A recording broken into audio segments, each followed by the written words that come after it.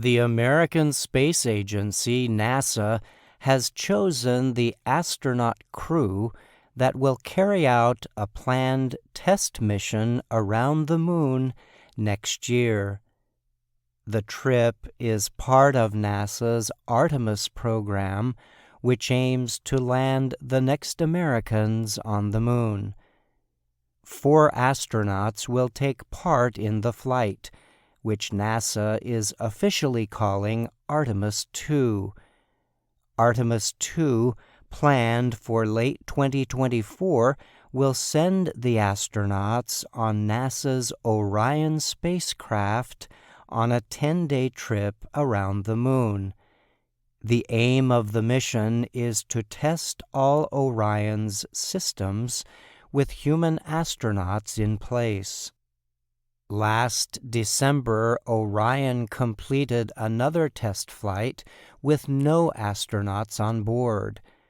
During that test mission, called Artemis I, the spacecraft traveled more than 2.2 million kilometers around the Moon and back. After the flight, NASA reported the Orion spacecraft had performed above the agency's expectations. If Artemis II is successful, a third mission, Artemis III, will be launched, aiming to land astronauts on the surface of the Moon. That effort, which NASA has said will include the first woman and person of color, is expected to take place in the coming years.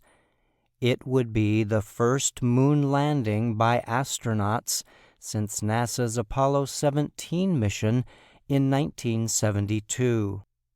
In announcing its choices for Artemis II, NASA named the first woman and first African American to be included on a lunar mission.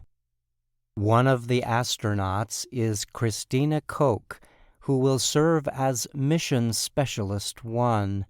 She is a 44-year-old engineer who holds the record for the longest continuous spaceflight by a woman.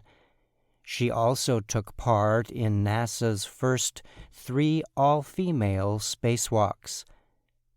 Koch will be joined by Victor Glover. He is a 46-year-old U.S. Navy pilot who has carried out 4 spacewalks.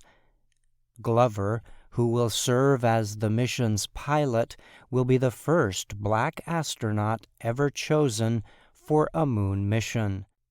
Also, part of the crew will be 47-year-old Jeremy Hansen, a colonel in the Royal Canadian Air Force, who will serve as Mission Specialist 2.